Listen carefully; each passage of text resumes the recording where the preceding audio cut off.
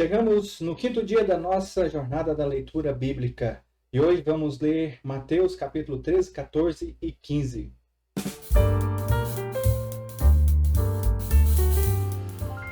O texto que nós vamos ler agora, Jesus começa a ensinar o povo através de parábolas.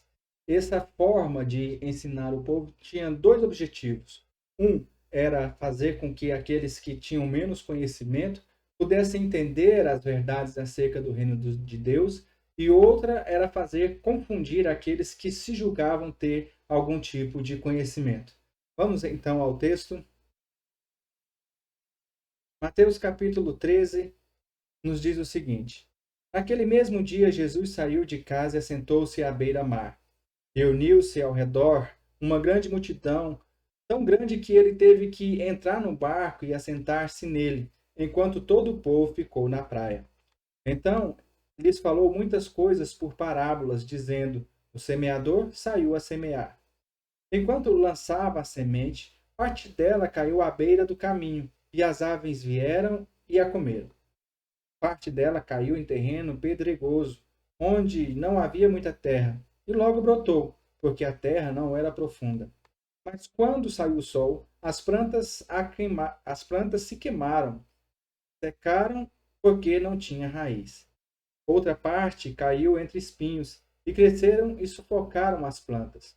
Outra caiu em boa terra, deu boa colheita, a 100, 60 e 30 por um. Aquele que tem ouvidos para ouvir, ouça. Os discípulos aproximaram-se dele e perguntaram: por que falas ao povo por parábolas? Ele respondeu: a vocês foi dado o conhecimento dos mistérios do reino dos céus, mas a eles não. A quem tem, será dado, e este terá grande quantidade. De quem não tem, até o que tem lhe será tirado. Por essa razão, eu lhes falo por parábolas, porque vendo eles não veem, e ouvindo não ouvem nem entendem. Nele se cumpre a profecia de Isaías: ainda que estejam sempre ouvindo, vocês nunca entenderão. Ainda que estejam sempre vendo, jamais perceberão. Pois o coração deste povo se tornou insensível, de má vontade, ouviram com seus ouvidos e fecharam seus olhos. Se assim não fosse, poderiam ver com os olhos, ouvir com os ouvidos, entender com a oração e converter-se, e eu os curaria. Mas felizes são os olhos de vocês, porque veem, e os ouvidos de vocês, porque ouvem. Pois eu lhes digo a verdade: muitos profetas e justos desejaram ver o que vocês estão vendo, mas não viram, e ouvir o que vocês estão ouvindo, mas não ouviram. Portanto, ouçam o que significa a parábola do semeador. Quando alguém ouve a mensagem do reino e não a entende, o maligno vem e lhe arranca o que foi semeado em seu coração. Este é o que foi semeado à beira do caminho. Quanto ao que foi semeado em terreno pedregoso, este é aquele que ouve a palavra e logo a recebe com alegria. Todavia, visto que não tem raiz em si mesmo, permanece por pouco tempo. Quando surge alguma tribulação ou perseguição por causa da palavra, logo a abandona. Quanto ao que foi semeado entre os espinhos, este é aquele que ouve a palavra, mas a preocupação desta vida, o engano das riquezas a sufocam, tornando-a infrutífera. E, finalmente, o que foi semeado em boa terra, este é aquele que ouve a palavra e a entende, e dá uma colheita de 100, 60 e 30 por um. Jesus lhe contou outras palavras, dizendo: o reino dos céus é como um homem que semeou boa semente em seu campo. Mas enquanto todos dormiam, veio o seu inimigo e semeou o joio no meio do trigo e se foi. Quando o trigo brotou e formou espigas, o joio também apareceu. Os servos do dono do campo dirigiram-se a ele e disseram: o Senhor não semeou boa semente em seu campo? Então, de onde veio o joio? O inimigo fez isso, respondeu ele. Os servos lhe perguntaram: o Senhor quer que vamos tirá-lo? Ele respondeu: não, porque ao tirar o joio, vocês poderão arrancar com ele o trigo. Deixe que cresçam juntos até a colheita. Então direi aos encarregados da colheita: juntem primeiro o joio e amarrem-no em feixes para ser queimado. Depois junte o trigo e guardem-no no meu celeiro. E contou-lhes outra parábola. O reino dos céus é como um grão de mostarda que um homem plantou em seu campo. Embora seja a menor dentre todas as sementes, quando cresce, torna-se a maior das hortaliças e se transforma numa árvore, de modo que as aves do céu vêm fazer os seus ninhos em seus ramos. E contou-lhes ainda outra parábola.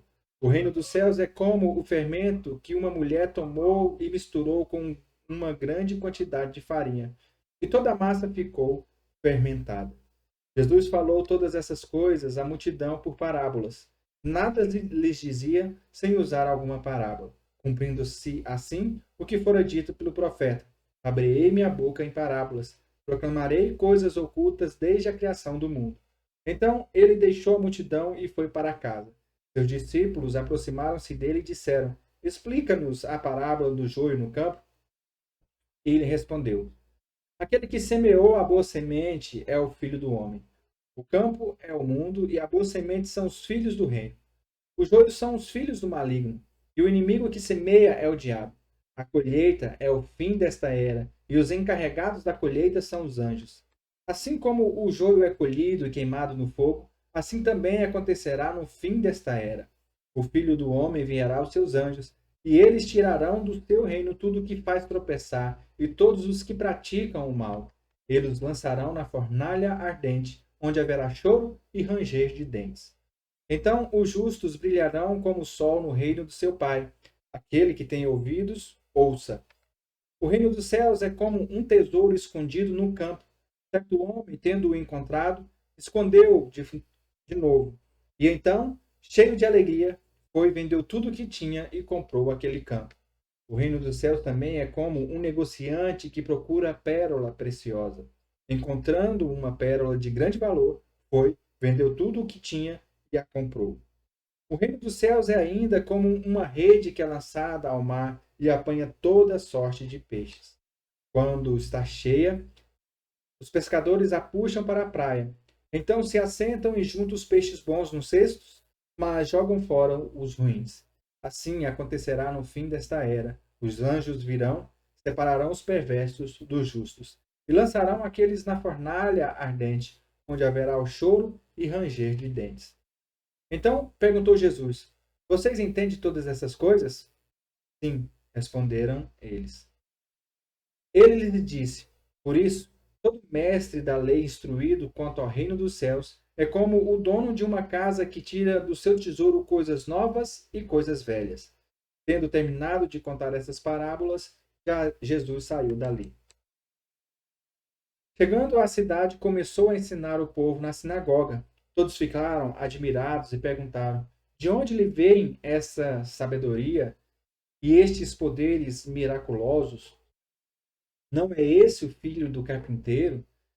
O nome da sua mãe não é Maria? E não são os seus irmãos Tiago, José, Simão e Judas? Não estão conosco todas as suas irmãs? De onde, pois, ele obteve todas essas coisas? E ficaram escandalizados por causa dele. Mas Jesus lhe disse: Só em sua própria terra e em sua própria casa é que um profeta não tem honra. E não realizou muitos milagres ali por causa da incredulidade deles. Por aquele tempo, Herodes, o tetrarca, ouviu os relatos a respeito de Jesus e disse aos que o serviram: Este é João Batista? Ele ressuscitou dos mortos? Por isso estão operando nele poderes miraculosos? Pois Herodes havia prendido e amarrado João, colocando-o na prisão por causa de Herodias, mulher de Filipe, seu irmão. Porquanto João lhe dizia: Não te é permitido viver com ela. Herodes queria matá-lo, mas tinha medo do povo, porque este o considerava profeta. No aniversário de Herodes, a filha de Herodias dançou diante de todos e agradou tanto a Herodes que ele prometeu sob juramento dar-lhe o que ela pedisse. Influenciada por sua mãe, ela disse: Dá-me aqui, num prato, a cabeça de João Batista. O rei ficou aflito, mas, por causa do juramento e dos convidados, ordenou que fosse dado o que ela pedia e mandou decapitar João na prisão. A sua cabeça foi levada no prato e entregue à jovem, que a levou à sua mãe. Os discípulos de João vieram, levaram seu corpo e o sepultaram. Depois foram contar isso a Jesus. Ouvindo o que havia ocorrido, Jesus retirou-se de barco em particular para um lugar deserto. As multidões, ao ouvirem falar disso, saíram das cidades e o seguiram a pé. Quando Jesus saiu do barco e viu tão grande multidão, teve compaixão deles e curou os seus doentes. Ao cair da tarde, os discípulos, aproximando-se dele, lhe disseram: Este é um lugar deserto e já está ficando tarde. Manda embora a multidão para que possam ir aos povoados comprar comida. Eles não precisam ir. Deem-lhes vocês algo para comer. Eles disseram: Tudo o que temos aqui são 5 pães e 2 peixes. Tragam-nos aqui para mim, disse ele. E ordenou que a multidão se assentasse na grama. Tomando os 5 pães e os 2 peixes, e olhando para o céu, deu graças e partiu os pães. Em seguida, deu-os aos discípulos e estes à multidão. Todos comeram e ficaram satisfeitos. E os discípulos recolheram 12 cestos cheios de pedaços que sobraram. Os que comeram foram cerca de 5.000 homens, sem contar mulheres e crianças. Logo em seguida, Jesus insistiu com os discípulos para que entrassem no barco e fossem adiante dele para um outro lado, enquanto ele despedia a multidão. Tendo despedido a multidão, subiu sozinho a um monte para orar. Ao anoitecer, ele estava ali sozinho, mas o barco já estava a considerável distância da terra, fustigados pelas ondas, porque o vento soprava contra ele. Alta madrugada, Jesus dirigiu-se a eles andando sobre o mar. Quando viram andando sobre o mar, ficaram aterrorizados e disseram: É um fantasma! E gritaram de medo. Mas Jesus imediatamente lhes disse: Coragem, sou eu, não tenha medo. Senhor, disse Pedro, se és tu, manda-me ir ao teu encontro por sobre as águas. Venha, respondeu ele. Então Pedro saiu do barco, andou sobre a água e foi na direção de Jesus. Mas, quando reparou no vento, ficou com medo e, começando a afundar, gritou: Senhor, salva-me! Imediatamente, Jesus estendeu a mão e o segurou e disse: Homem de pequena fé, por que você duvidou? Quando entraram no barco, o vento cessou. Então os que estavam no barco o adoraram, dizendo: Verdadeiramente tu és o Filho de Deus. Depois de atravessar o mar, chegaram a Genezaré. Quando os homens daquele lugar reconheceram Jesus, espalharam a notícia em toda aquela região e lhes trouxeram os seus doentes. Suplicavam-lhe que apenas pudesse tocar na borda do seu manto, e todos os que tocavam nele foram curados. Então, alguns fariseus e mestres da lei, vindos de Jerusalém, foram a Jesus e perguntaram: Por que os seus discípulos transgridem a tradição dos líderes religiosos? Pois não lavam as mãos antes de comer. Respondeu Jesus: E por que vocês transgridem o mandamento de Deus por causa da tradição de vocês? Pois Deus disse: Honra o teu pai e tua mãe. E quem amaldiçoar o seu pai ou a sua mãe terá que ser executado. Mas vocês afirmam que se alguém disser a seu pai ou a sua mãe: Qualquer ajuda que vocês poderiam receber de mim é uma oferta dedicada a Deus, ele não é obrigado a honrar seu pai dessa forma.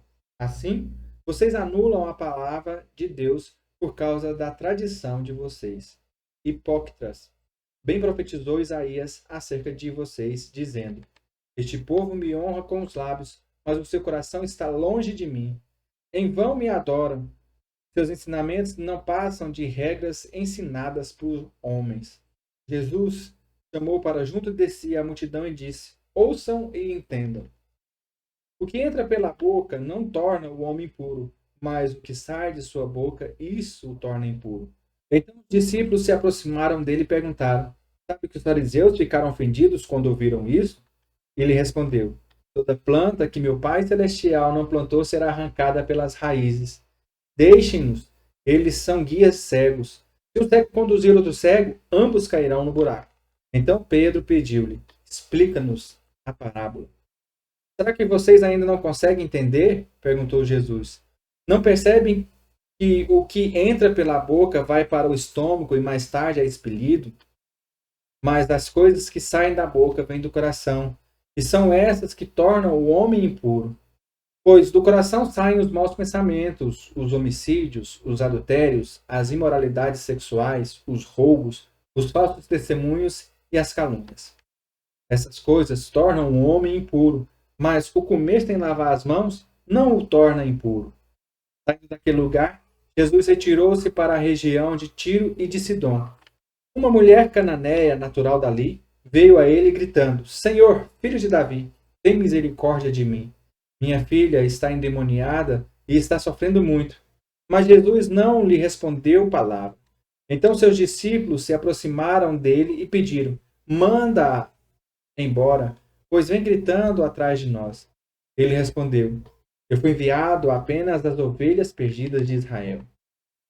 A mulher veio, adorou-o de joelho e disse: Senhor, ajuda-me. Ele respondeu: Não é certo tirar o pão dos filhos e lançá-los aos cachorrinhos. Disse ela, porém: Sim, Senhor, mas até os cachorrinhos comem das migalhas que caem da mesa de seus donos. Jesus respondeu: Mulher, grande é a sua fé. Seja conforme você deseja. E naquele mesmo instante, a sua filha foi curada. Jesus saiu dali e foi para a beira do mar da Galiléia. Depois subiu a um monte e se assentou. Uma grande multidão dirigiu-se a ele, levando-lhe os mancos, os aleijados, os cegos, os mudos e muitos outros. E os colocaram aos pés de Jesus, e ele os curou. O povo ficou admirado quando viu os mudos falando, os aleijados curados, os mancos andando e os cegos vendo. E louvaram a Deus de Israel. Jesus chamou os seus discípulos e disse: Tenho compaixão dessa multidão. Já faz 3 dias que eles estão comigo e nada têm para comer. Não quero mandá-los embora com fome, porque podem desfalecer no caminho. Os seus discípulos responderam: Onde poderíamos encontrar neste lugar deserto pão suficiente para alimentar tanta gente? Quantos pães vocês têm? Perguntou Jesus. 7, responderam eles. E alguns peixinhos. Ele ordenou à multidão que se assentasse no chão. Depois de tomar os 7 pães e os peixes e dar graças, partiu-os e entregou aos discípulos e os discípulos à multidão. Todos comeram até se fartar e ajuntaram 7 cestos cheios de pedaços que sobraram. Os que comeram foram 4.000 homens, sem contar mulheres e crianças. E havendo despedido a multidão, Jesus entrou no barco e foi para a região de Magadã. Amém. Esses versículos nos mostram um atributo de Deus, né? O atributo do Deus provedor, Deus que proveu o alimento para o povo que estava com fome, para multidões que estavam com fome, como também proveu a cura, proveu a saúde para aqueles que estavam doentes, para aqueles que não enxergavam, para aqueles que não falavam, para aqueles que não ouviam, para aqueles que não andavam. Temos que ter em mente que o nosso Deus é um Deus de milagres. E nós devemos nos apegar fortemente a esse atributo do Senhor. O do Deus provedor das nossas vidas. Que o seu dia seja um dia abençoado. Que o seu dia seja um dia cheio, repleto das bênçãos de Deus. E não só das bênçãos, mas da provisão do Senhor na sua vida. Nos vemos amanhã na nossa jornada da leitura bíblica, o Novo Testamento em 90 dias.